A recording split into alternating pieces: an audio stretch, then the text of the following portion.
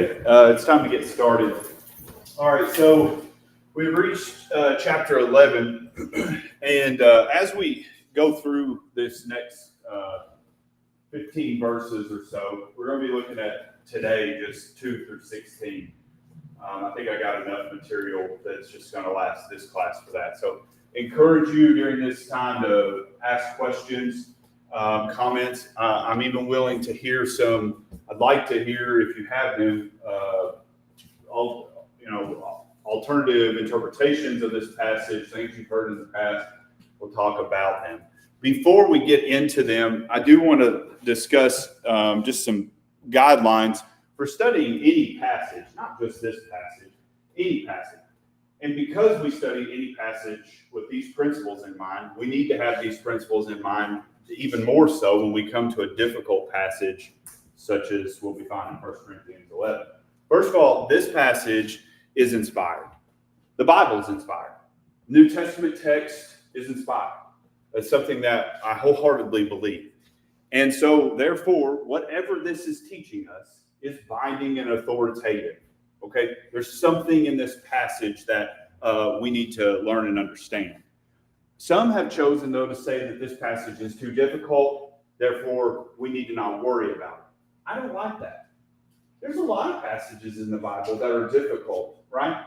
What if your understanding or my understanding for baptism was very low? Does that mean I need to just not worry about baptism? No, I need to come to the knowledge of baptism, right? That's pretty concrete truth that I feel like we all, for the most part, Christians have a pretty good firm grip on. You know, all Scripture is given to us to learn and grow, and to dismiss this passage alone, you might as well dismiss all the passages. And no explanation of the text that renders it irrelevant is acceptable to us. That's any passage, including this one. Number two, Paul does not contradict himself. We have to go through that with this in mind, that in this letter, Paul's inspired. He's speaking, the Holy Spirit is speaking through Paul, right? And so he's not going to contradict himself in this letter. God's overreach, his oversight is in Paul in this. And I also would say that understanding of this passage must come before we make application. Problem is, many people have come to certain conclusions, and maybe you have, and I certainly have before I studied it deeply. And that's not right. We have to know what this passage is talking about first before we can start to apply it. That may be a lifelong endeavor for you. It has been for me. The way in which you understand this passage right now, today, in this class, I don't plan on changing anybody's minds with it at all. If you believe you should wear a head covering, you wear a head covering. If you believe that you shouldn't, you continue to practice that. I'm not trying to, this morning, I'm not trying to push any interpretation on you. I'm going to present 5 of the interpretations that are out there. There's a variant. Some people believe bits and pieces of all of them. That's me. I see weight in all of them, but I also see a lot of questions surrounding all of them. But let's sincerely look at this passage together and try to apply it the best way that we know how. And I think our intent needs to be to try to figure out what Paul is saying. And once we do that, then we'll get to some interpretations of the passage. Now, what's interesting is that this is a section within the letter, right? We really kind of began these sections in chapter 4 or chapter 7, rather. And so if you remember, he is responding to the letter that they wrote him. And so oftentimes we've talked about how he's quoting their letter and saying, you said this in your letter, but, right? And you see that a lot. And so back in chapter 7, he says, it is good for a man not to touch a woman, right? He goes and he talks about that in that section. You see it in chapter 8 when he says, now concerning or now about food sacrificed to idols. And in our section, he says, now I praise you, is how he starts off in verse 2 of chapter 11. He'll then talk about the Lord's Supper in the second half of this letter. We'll talk about that next Sunday, Lord willing. Chapter 12, he says, now concerning spiritual gifts. He goes on and talks about spiritual gifts in chapter 12 and 13 and 14. And then he gets to chapter 15. He says, now I want to make clear for you the resurrection of the dead. Chapter 15 discusses the resurrection of the dead. And is in that section. And then in chapter 16, he talks about now concerning the collection of the saints. So these chapters all broke up in sections of a topic, things that he's talking about. All right, he's going and moving on to a new idea or answering their questions that they had. For us better, to get what he's talking about, verses 2 through 16, look at verse 13. Verse 13 is where he poses the question, I believe. The whole subject matter that he's talking about here in this text. He says, judge for yourselves. He said that verbiage before. We saw that back when he's talking about the meat sacrificed to idols. He says, is it proper for a woman to pray to God with her head uncovered? That is the question that Paul is answering in this section here. Okay? Without further ado, let us read the text together. Can somebody read verse 2 through 16? Now I praise you because you remember me in everything and hold firmly to the traditions, just as I handed them down to you. But I want you to understand that Christ is the head of every man, and the man is the head of the woman, and God is the head of Christ. Every man who has something on his head while praying or prophesying disgraces his head. But every woman who has her head uncovered while praying or prophesying disgraces her head, for it is one and the same as the woman whose head is shaved. For if a woman does not cover her head, have her also cut her hair off. However, if it is disgraceful for a woman to have her hair cut off or her head shaved, have her cover her head. For a man should not have his head covered, since he is the image and glory of God, but the woman is the glory of man. For man does not originate from woman, but woman from man. For indeed man was not created for the woman's sake, but woman for the man's sake. Therefore the woman should have a symbol of authority on her head because of the angels. However, in the Lord, neither is woman independent of man, nor is man independent of woman. For as the woman originated from the man, so also the man has his birth through the woman, and all things originate from God. Judge for yourselves, is it proper for a woman to pray to God with her head uncovered? Does even nature itself not teach you that if a man has long hair, it is a dishonor to him? But if a woman has long hair, it is a glory to her, for her hair is given to her as a covering. But if anyone is inclined to be contentious, we have no such practice, nor have the churches of God. Okay, so let's just review the text. I think there's some things that we can learn from this. Let's do that first before we get into these interpretations. So don't make any application as we're going through this as far as what your interpretation is, but just hear out what Paul is saying. They are first commended. They're going to be, what's the opposite of commended? Abashed or something. Yeah. He's going to be negative to them, certainly down in verse 17, because he says, now in giving this instruction, I do not praise you. He praises them in verse 2, but then he's going to come to not praise them for something. But right now, he's praising them, and he's commending them for following their tradition, right? A tradition, we oftentimes think of a bad thing, right? But what makes a tradition good or bad is whether or not it's from God. If a tradition is from God, then it is good. But if it's a man-made tradition, the New Testament is always clear about those things being negative. Remember what Jesus said to the Pharisees and the Sadducees, woe to you, you serpents and brood of vipers. You bind all these traditions that God hasn't made. That's the only difference there. The traditions here that Paul is talking about is just the things that he had delivered to them. You might think about him using this word to the Thessalonians. Okay, he said in 2 Thessalonians 2:15, so then, brothers and sisters, stand firm and hold to the traditions as you were taught, whether by what was said or what we wrote. back in chapter 4, verse 17, remember what he said about Timothy? This is why I've sent you Timothy. He will remind you about my ways in Jesus Christ, just as I teach everywhere and in every church. And so it's not a negative thing that he's talking about in tradition. We see that word often and we think, oh, that's bad. Well, no, these are good things because there are traditions given by God. The lesson that is less than obvious is in this verse is how had they held fast to the traditions? I don't know. I don't know if they were wearing the covering or if they weren't wearing the covering. The text indicates that they weren't. To me, that seems to be more probable. And what exactly that was, I don't know.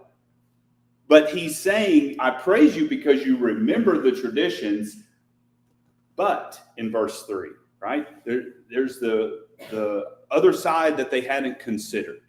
Just like they were talking about it's good for a man not to touch a woman.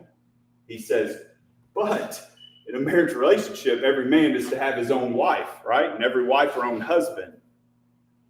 And so he's trying to show them how that following the tradition just without having full understanding of it may be what he's indicating here.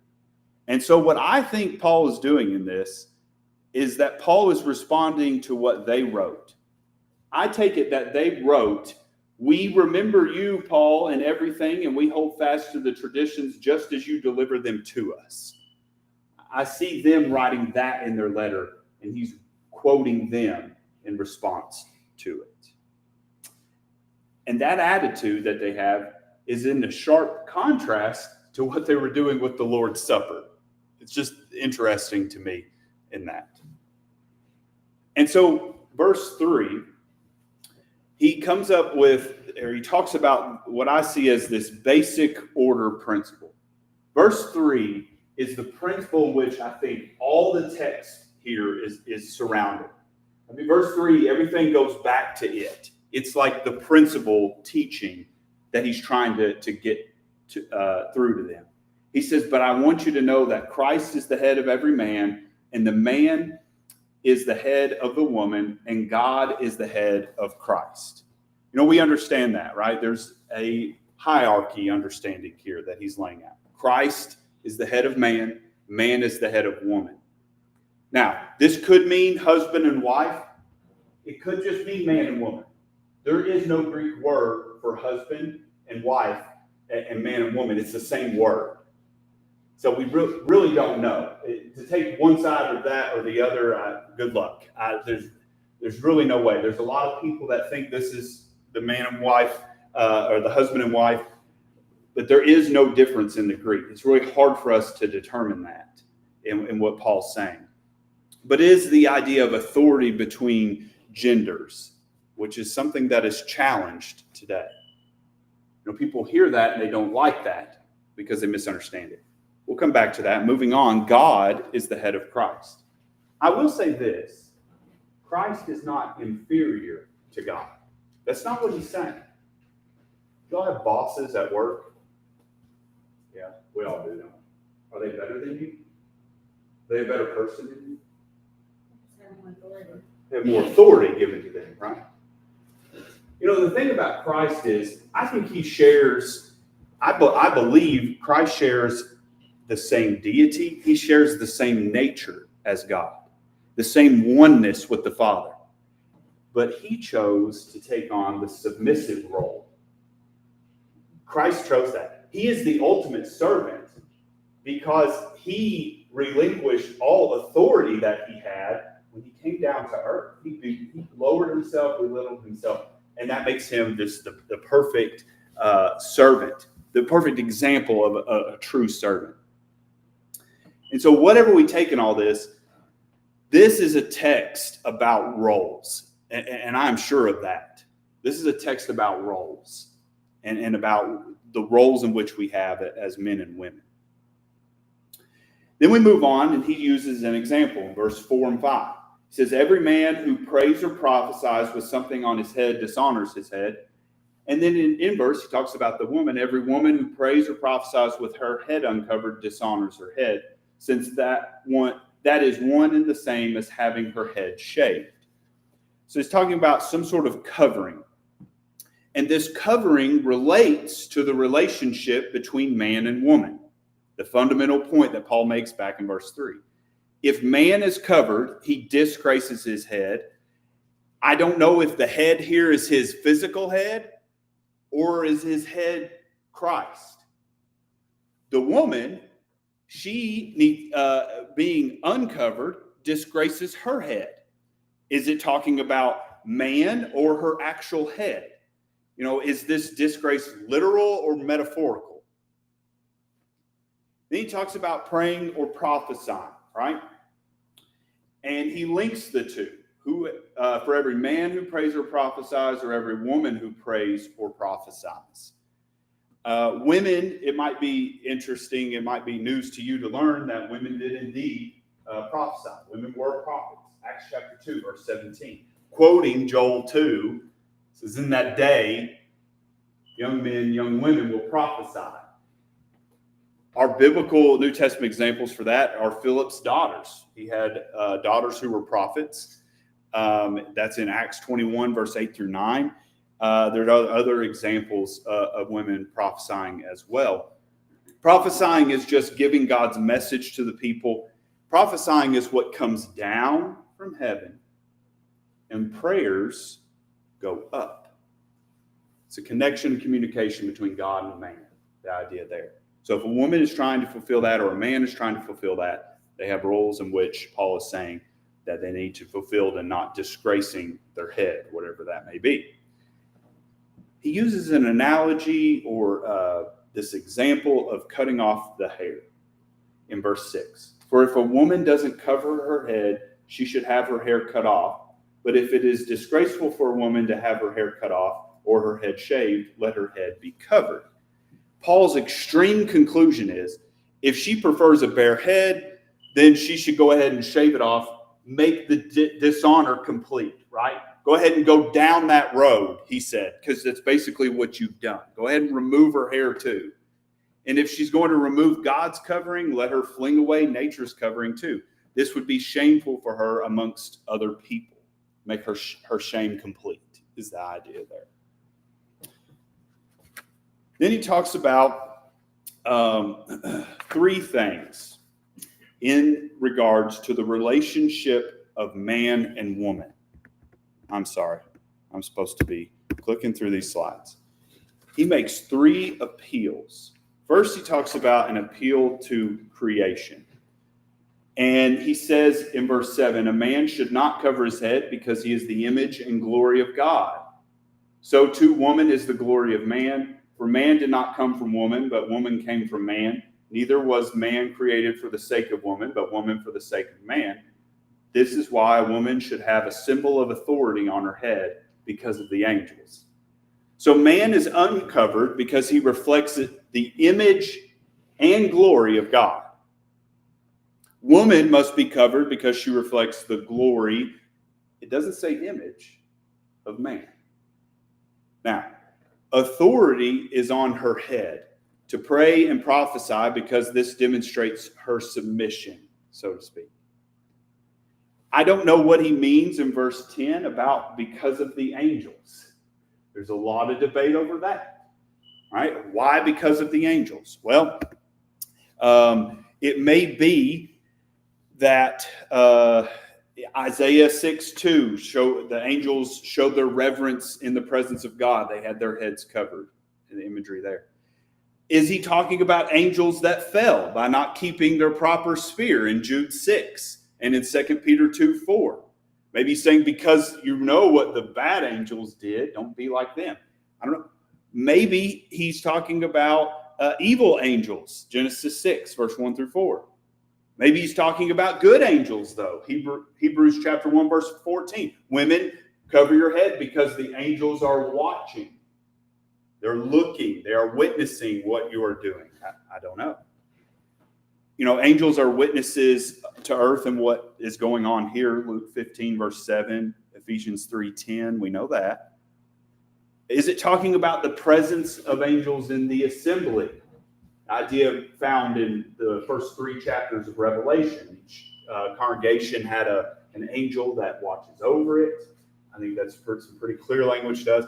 I don't know what they do. That's way beyond me. I'm just seeing that in the Bible text. I'm not suggesting anything to you in a miraculous sense at all. But I don't know. I don't know why she is to do this because of the angels. Again, I would like to note to you, there is no inferiority in Jesus's submission to God. There is no inferiority to woman's submission to man. There is none. She is not inferior because she's in a servant role. It's not that man is better than her. Men are, in fact, dependent on females. Why is that? Born from a woman. Yeah. Adam was not born from a woman, but every man after Adam certainly was. We wouldn't be here if it wasn't for women, as men and women. And so that's not at what's at focus here. And I think that's his point in verse 12. For just as woman came from man, so man comes through woman, and in all things come from God. Hierarchy does not mean superiority or inferiority. Okay? We are certainly inferior to God, right? But in their select categories, it is not that that women are inferior to men in that way. Does that make sense? All right, then he makes an appeal to nature, verse 13 through 15. He says, judge for yourselves. Same language back in chapter 10, verse 15. That judge for yourselves. He's assuming that the answer is simple enough because he's given the teaching already. Paul's not saying, here's what I think you should do. Now judge for yourself whether or not you should do it. That's not what he's saying. He's saying you should be able to come to the conclusion that you need to, given what I've just told you. The heart of the problem, it says in verse 13, women are praying to God uncovered. Now, is this an issue or is this an analogy? I don't know. He says, since a woman has long hair, it is fitting for her to be covered. And it kind of reinforces his argument on the basis of an already held conviction. He's saying, can't you look out and see? Nature gives a cue or a hint. Nature teaches this principle of what men and women should do with their heads. And we see that oftentimes. Hopping on down, I'm running out of time. I'm sorry, I got to get to these. Appeal to the universal practice of the churches. His last appeal is in verse 16. He has that creation appeal, the nature appeal, and then the universal practice. If anyone wants to argue about this, we have no other custom, nor do the churches of God. He says, if you want to argue about this, you can't argue with me about it because nobody else fights about this. Nobody else has problem following this. You'd be outside of what everybody else is doing and what I'm teaching. And he really cuts off the further argument. I think back to chapter 4, verse 17, he instructed Timothy to remind them of his ways. Chapter 7, verse 17, this is what I commanded in all the churches.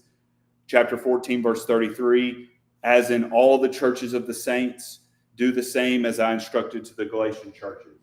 Whatever he's saying here, he's not just saying it to the Corinthian church. He's teaching this thing everywhere. Okay? It isn't something that is just for them. And if they're going to try to find somebody to sympathize with their position on it, he says, you're not going to find it in Paul and you're not going to find it in the apostles. That's pretty much all the information so far. So, questions for application. There are several questions in this text that I have. And I have studied a great deal about this in the last 2 weeks. And I'm certainly not going to be able to present all of the questions. But what I see mostly is, what is Paul talking about? Is he talking about a veil, or is he talking about the hair in this entire passage? Why? Is this a custom, or is this a command? Who is this for? Is this for inspired people or uninspired people? Is this for the worship assembly, Or is this praying and prophesying anywhere? Is it outside as well? Is this just spoken prayer? Is it woman leading the prayer, or is this in her private prayers, or in her prayers in the assembly when she bows her head individually? And then when? Are we talking about while doing this or while worshiping God? We kind of already talked about that. So there are 5 interpretations. I'm going to give them to you right here, and then I'm going to suggest to you some other questions that I had about the text. One way to interpret this is that this is talking about a man-made veil or covering, and it must be worn today because it was worn then. That's one interpretation of this passage. I think we all well know that. We've seen that grown up. You maybe had that view before. There is another understanding of this application or this interpretation, and it has 4 individual interpretations within it. But the main thing that all 4 of these individuals have in them is that they believe that it was a man-made covering, but it is not required today. And the reason for that is, one believes that it was just a local custom. One believes that long hair is the only thing being talked about in this text, and that is what Paul is talking about. He's talking about having long hair or short hair. Another one is that this can only be applied to spiritual gifts because prophesying was a spiritual gift. Praying was not, but they link praying, and we'll look at some of that stuff in a second, to spiritual gifts as well. Or the 4th is that this is a spiritual application passage. But Paul is just trying to make a spiritual application. He is not making an application in the flesh, right? Or about the body. And the spiritual head is the thing to be covered by fulfilling the roles of each gender. So women are to cover themselves by being submissive. Men are to uncover themselves by being the leaders and being in a leadership role. Does that make sense? So there's 5 interpretations. Now, when I go through this, I have some questions. It would make a lot of sense to me if this was just talking about a custom. The custom argument. This is just a local custom that they needed to follow and show women were in submission to men in Corinth, and it happened to be the custom that women were covered. But Paul's arguments don't really seem inclined that way. Verse 13, he says, judge for yourselves, but he also said that back in chapter 10 about the idol meats. And Paul was pretty forceful about idol meats in chapters 7 through 10, or 8 through 10. And that they shouldn't have been eating idol meats in the idol temple for the purpose of idol worship. It's also problematic that this is such a universal practice as opposed to a loose custom in Corinth. When you look at history, they will tell you all over the place what the Greeks wore on their heads, what the Romans wore on their heads, what the Jews wore on their heads. Historians are not all in unison on that. They're not. For as many people as you can read that there was one local custom throughout the known world, you can read just as many of very credible sources that say no, they all had different veiling practices. There wasn't one local custom. So I have a hard time with the custom argument in that. There's just not enough there for me to take that. And it takes a long time for Paul to say all that if it's just he's talking about a local custom. And what kind of covering is sufficient? Is covering the neck? Is it just the top of the head? Are there color restrictions? Can those things be a distraction? There's a lot of questions there if this is talking about just a local custom. It would make a lot of sense to me if he was saying that the long hair was the only thing in focus here. But he seems to make a distinction between having a veil and having hair. And he talks about a covering earlier, then long hair later. Why didn't he just start off with long hair? If long hair was the covering, why wait so long to talk about that? Is it true that more spiritual men in the Old Testament had long hair?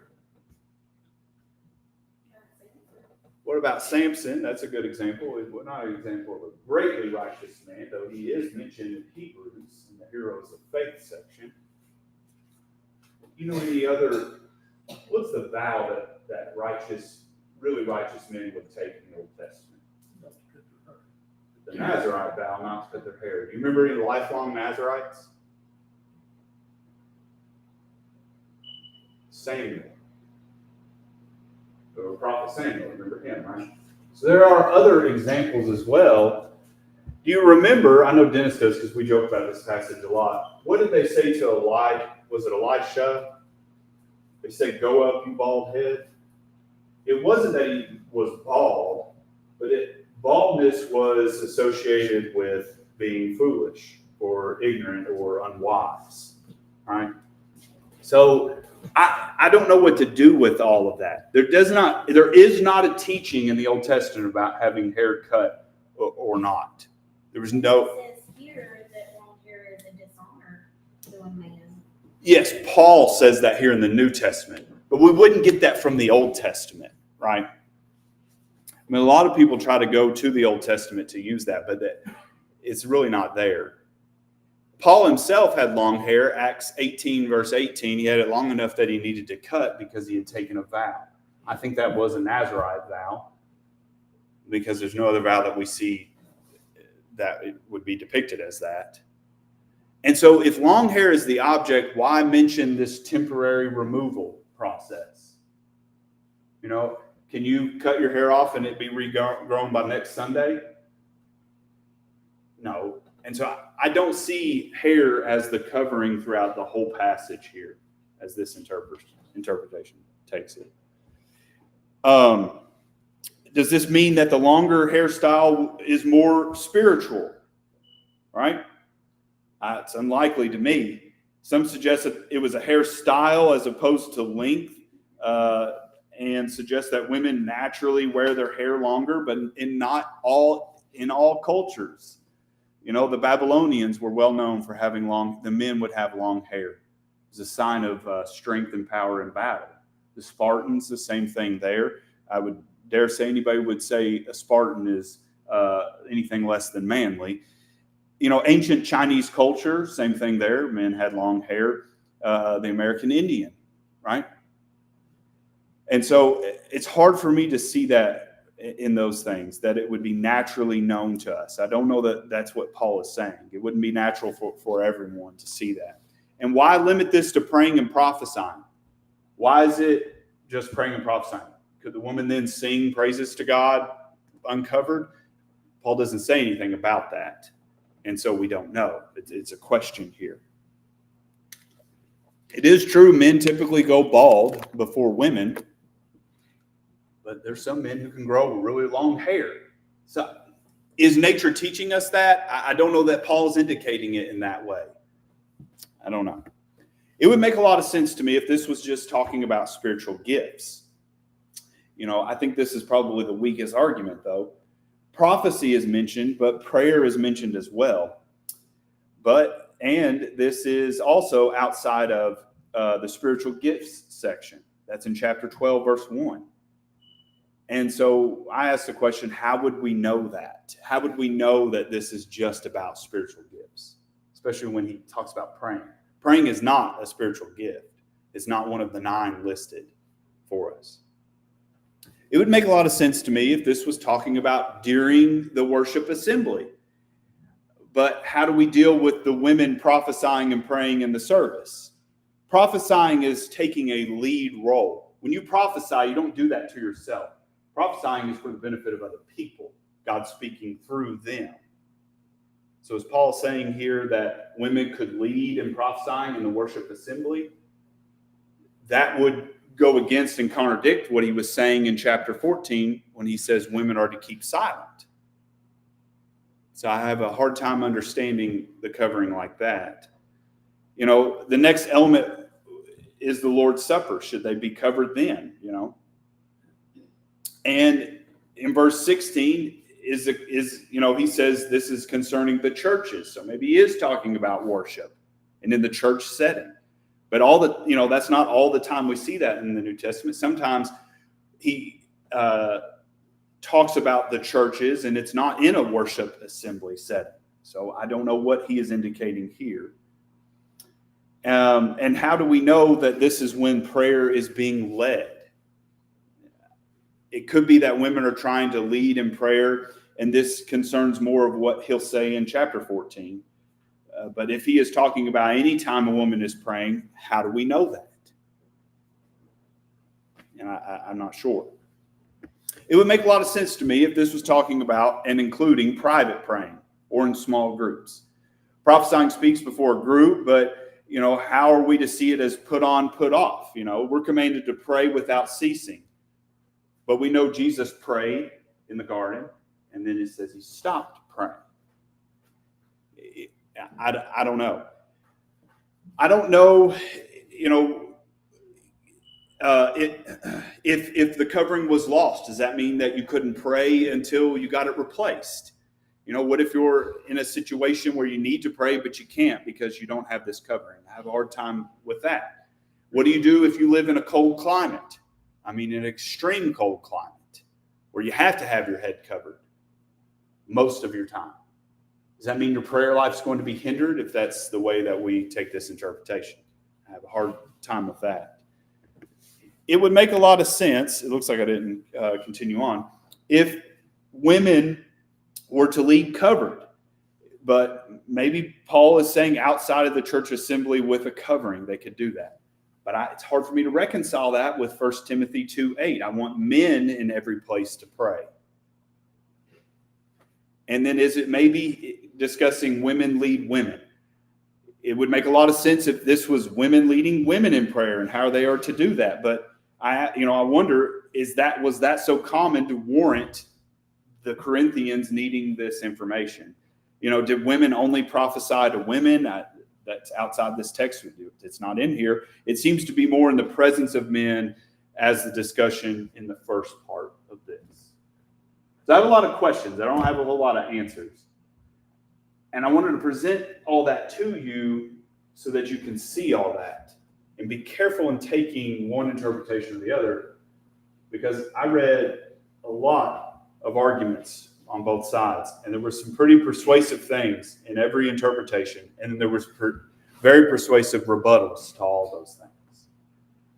I think what's most important is that we see in this text is the roles in which God has set for man and women, and not to see those in a way that is not the way God intended it. God intended that to be a benefit. Men are to stand up and lead, and women are to submit.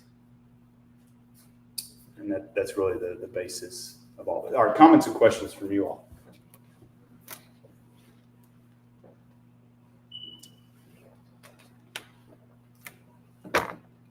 What?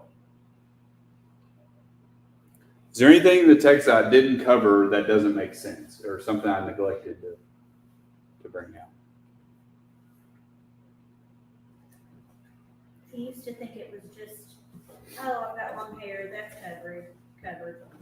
Yeah. But after reading this again and looking at it, like, it's obviously something you can take on and off. Well, it is, but I asked the question, though, is that what Paul is saying, right? If you don't have a covering, you might as well cut the hair off, Mm-hmm. which means the covering is separate from the hair. Yeah, it seems to Now, be. I don't think it's hair. But also, though, if you are talking about it being the roles of submission, you can't really take that on and off either, right? What? You're The roles of Okay, submissiveness yes. Yeah. and the leadership for men, that's not really something you take on and off either. Yeah. I see the spiritual application more than I do anything else. And it's funny because maybe I'm wrong on that. So, I said I wasn't going to say anything to try to sway anybody. I really didn't want to tell y'all exactly how I feel about it. Because a lot of people have wrote, a lot of commentators have suggested that is the weakest argument, but there's other commentators that say that believe that argument. they say that the passage, if you see it in that light, is a bit strained, and it'd be hard to ever come to that realization, or understanding of it. But I see the spiritual application more so. It's hard because we don't have any other passages that deal with this. This is the only one. It stands alone. There are no other passages we can go to hear more about the subject or hear it presented again in a different way. It doesn't exist. It seems like the whole conclusion of it, to me, is a woman needs to have long hair and a man don't. And that there's no such custom. It's just something that nature. And he says that a woman's hair is given to her for a covering. Yeah. Know what's long and what's short. Well, there is a definition of long hair. According to Mark, I've not looked it up. He said if it's down the head, that's a definition of long hair. Yeah. I don't know that that's the way it is. It actually covers the scalp, maybe, but it says if it's not, then let it be shorn. Like say, for instance, if the woman had cancer and lost her hair, Yeah. then should she wear a wig and a covering, but if it's not, let it be shorn. The problem with this Greek word for covering, it has been suggested in the past that it means down the head. The problem with that is the same word is used in other settings. The word covered is used, but it is not in reference to covering anything. So I don't want to misquote anything, but there are some applications where it's just using it. So, the passage that says, it will cover a multitude of sins. That word cover there doesn't mean down the head, but it's the same Greek word used. So it's a synecdoche is what they call that. So I don't know of any Bible passage that says, I know in the Old Testament there are no passages that says women are to have long hair, men are to have short hair. Seeing that in those passages is very strange. And that they are interpreted that way because of this passage. And that to me is circular reasoning. And so to get to the truth of the matter, I don't know that we can use this passage to go back and say what God said in the Old Testament was long and short hair.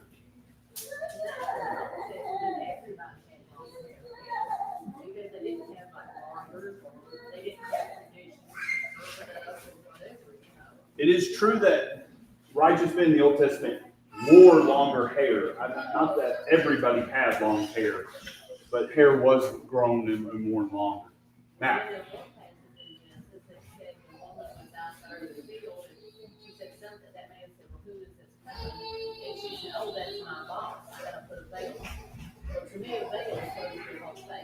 yeah. Yeah.